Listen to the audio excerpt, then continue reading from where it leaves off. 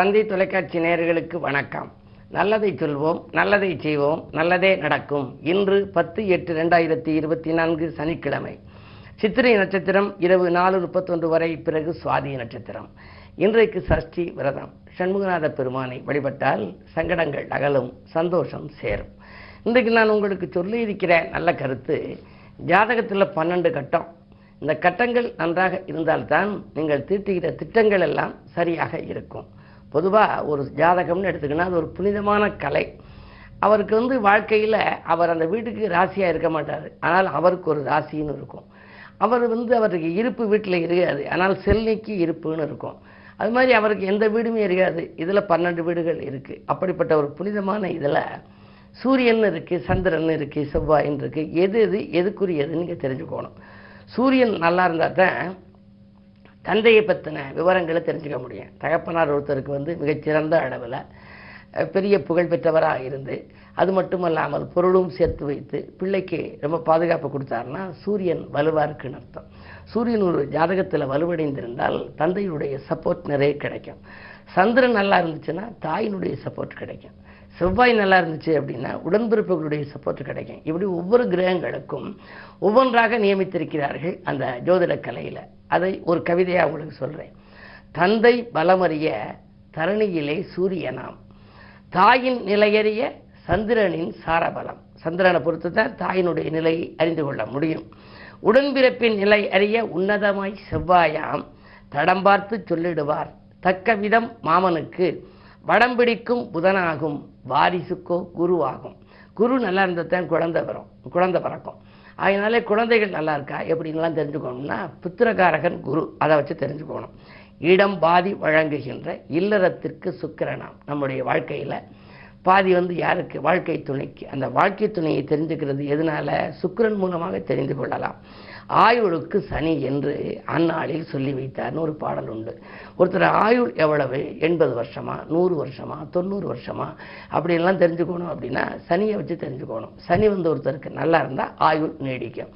ஆக இப்படி சூரியன், சந்திரன், செவ்வாய், புதன், வியாழன், வெள்ளி, சனி, ராகு, கேது இவைகளையெல்லாம் வைத்து நாம் எப்படியெல்லாம் தெரிந்து கொள்ளலாம்னு இருக்கா. ராகு கேதுகளுக்கு சுய பலம் இல்லை. எந்த வீட்டில் இருக்கோ அது வீட்டுக்குரிய பலம்.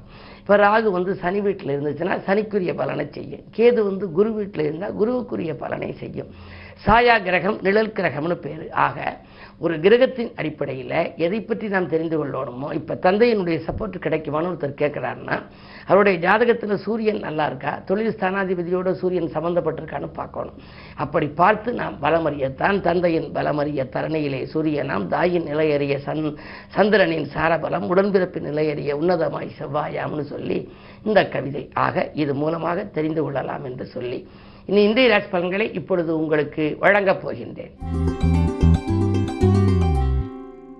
மேசராசி நேயர்களே, வெற்றி வாய்ப்புகள் வீடு தேடி வருகின்ற நாள். இன்று வீட்டு தேவைகள் உடனுக்குடன் பூர்த்தியாகும். வருமானம் திருப்திகரமாகவே இருக்கிறது. வாழ்க்கை துணையோடு ஏற்பட்ட பிரச்சனைகள் அகலும். புதிய உத்தியோகத்திற்கு முயற்சித்திருந்தால் அதில் வெற்றி கிடைக்கும். ரிஷபராசி நேயர்களே, வரவு திருப்தி அறிகின்ற நாள். பக்குவமாக பேசி காரியங்களை சாதித்துக் கொள்வீர்கள். சுப விரயங்கள் உண்டு. இல்லத்திற்கு தேவையான விலை உயர்ந்த பொருட்களை வாங்குவதிலே கவனம் செலுத்துவீர்கள். ஆடை ஆபரண சேர்க்கைகள் கூட ஏற்படலாம். அதே நேரத்தில் அருகில் இருப்பவர்களின் ஆதரவும் உங்களுக்கு கிடைக்கும். இந்த நாள் நல்ல நாள். மிதுனராசி நேயர்களே, உங்களுக்கு பொது வாழ்விலே புகழ் கூடுகின்ற நாள். புதிய பொறுப்புகள் உங்களுக்கு சேரப்போகின்றது. மேலிடத்திலிருந்து உங்களுக்கு நல்ல பதில் கிடைக்கப் போகிறது. 10 ராகு இருப்பதனாலே தொழில் மாற்ற சிந்தனைகள் ஒரு சிலருக்கு மேலோங்கும். பழைய தொழிலை கொடுத்துவிட்டு புதிய தொழில் வாங்கலாமா அல்லது நடத்தலாமா அல்லது யாரையுடனும் பங்கு சேரலாமா என்றெல்லாம் சிந்திப்பீர்கள். உங்கள் சிந்தனைகள் வெற்றி பெறுகின்ற நாளாக இந்த நாள் அமைகின்றது.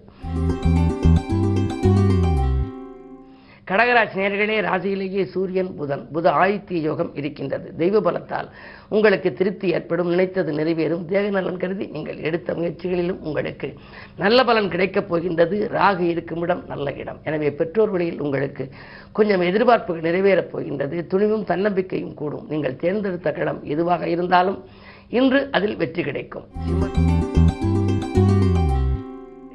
சிம்மராசி நேயர்களே, கண்டகச்சனியின் ஆதிக்கம் ஆரோக்கிய தொல்லைகள் அதிகரிக்கத்தான் செய்யும். அதே நேரத்தில் அலுவலகத்தில் மேலதிகாரிகளை பகைத்துக் கொள்ள வேண்டாம். உடன் இருப்பவர்களுடைய அனுசரிப்பு கொஞ்சம் குறையலாம். நினைத்தது நிறைவேறவில்லையே என்று கவலைப்படுவீர்கள். இன்று சனிக்கிழமை, எனவே சனி பகவானை வழிபடுவதன் மூலம் சஞ்சலங்கள் தீரும். கன்னிராசி நேயர்களே, இன்று உங்களுக்கெல்லாம் மதியம் 3:17 வரை உங்கள் ராசிக்குள் சந்திரன். எனவே காலை நேரம் கலகலப்பாக இருக்கும். பணப்புழக்கம் நன்றாக இருக்கும். ஆரோக்கியம் சீராகி ஆனந்தப்படுத்தும். உற்சாகத்தோடு பணிபுரிவீர்கள். உங்களுடைய வாழ்க்கை பாதையிலே ஒரு நல்ல மாற்றங்கள் வருவதற்கான அறிகுறிகள் இன்று தென்படுகிறது. ஆன்மீக பயணங்களையும் மேற்கொள்வீர்கள். இந்த நாள் நல்ல நாள்.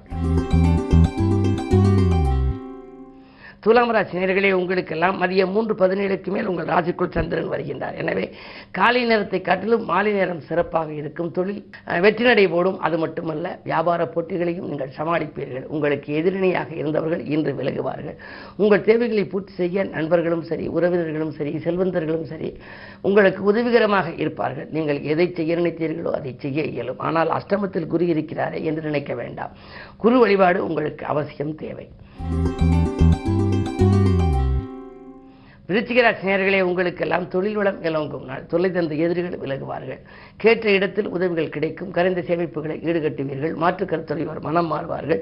வீடு கட்டுவது வாங்குவது பற்றிய சிந்தனை மேலோங்கும். உடன்பிறப்புகள் மூலமாக உங்களுக்கு நடைபெறாதிருந்த ஒரு சில காரியங்கள் நடைபெறலாம். குறிப்பாக சொல்லப்போனால் பாகப்பிரிவினர்கள் சுமூகமாக முடியும். இந்த நாள் நல்ல நாள். தனுசு ராசி நேயர்களே, உங்களுக்கு ஆறில் குரு இருந்தால் ஊரில் பகை என்பார்கள். எனவே அதிகமான இடையூறுகள் உங்களுக்கு வந்து சேரும். எதை செய்ய நினைத்தாலும் செய்ய இயலாது. நினைத்தது ஒன்று நடந்தது ஒன்றுமாக இருக்கிறது என்று நினைப்பீர்கள். பிள்ளைகளை கூட உங்கள் மேற்பார்வையில் வைத்துக் கொள்வதே நல்லது. அப்பொழுதுதான் பிரச்சனைகளிலிருந்து நீங்கள் விடுபட இயலும். இந்த நாளை இனிய நாளாக அமைத்துக் கொள்ள நிதானத்துடன் செயல்படுங்கள். மகர ராசி நேயர்களே, 7லே புதன். வாக்குவாதங்களை தவிர்ப்பது நல்லது. வளர்ச்சி கூடும். புதிய உத்தியோக வாய்ப்புகள் கைகூடலாம். துணிந்து நீங்கள் எடுத்த முடிவுகளால் துயரங்களை வெளியேற்றிக் கொள்வீர்கள். உத்தியோகத்தில் கூட உங்களுக்கு நேர்முக தேர்விலே வெற்றி கிடைக்கக்கூடிய ஒரு சூழல் உண்டு. இன்று புதிய முயற்சிகளில் உங்களுக்கு அனுகூலம் கிடைக்கும் நாள். இந்த நாளை இனிய நாளாக அமைத்துக் கொள்ள அனுமனை வழிபடுவது உகந்தது. கும்பராசி நேயர்களே, உங்களுக்கு சந்திராஷ்டமம். மதியம் 3:17 வரை சந்திராஷ்டமம். எனவே எதை செய்ய நினைத்தாலும் காலை நேரத்தில் செய்ய வேண்டாம். காலை நேரத்தில் கடவுளை தொழுவதே நல்லது. மதியத்திற்கு மேல் மனக்கலக்கம் அகலும். பணப்புழக்கம் அதிகரிக்கும். முன்கோபத்தின் காரணமாக சில முன்னேற்ற பாதிப்புகள் ஏற்பட்டவைகள் விலகும். அதே நேரத்தில் உடன் இருப்பவர்களை கொஞ்சம் அனுசரித்துக் கொள்ள வேண்டும். விட்டுக் கொடுத்து செல்ல வேண்டிய நாள் என்று கூட கருதலாம். மீனராசி நேயர்களே, உங்களுக்கு மதியம் 3:17க்கு மேல் சந்திராஷ்டமம். ஏதாவது புது முயற்சி செய்ய நினைத்தால் காலை நேரத்திலேயே செய்து விடுவது நல்லது. அருகில் இருப்பவர்களின் ஆலோசனைகள் உங்களுக்கு கை கொடுக்கும். அனுபவஸ்தர்களையும் நீங்கள் கலந்து கொள்வது நல்லது. மதியத்திற்கு மேல் மனக்குழப்பம் ஏற்படும். பணப்புழக்கம் உங்களுக்கு குறையும். மேலதிகாரிகளின் கோபத்துக்கு ஆளாக நேரிடும். உத்தியோகத்தில் கூட நீங்கள் கேட்ட சலுகைகள் மறுக்கப்படலாம். என்ன இருந்தாலும் மன நிம்மதி இல்லையே என்று கவலைப்படுவீர்கள். இன்று கிழமை சனி. 7ரை சனியின் தொடக்கமாக இருக்கிறது உங்களுக்கு. எனவே சனி பகவானை ஆலயம் சென்று வழிபடுவது நல்லது. மேலும் விவரங்கள் அறிய தினத்தந்தி படியுங்கள்.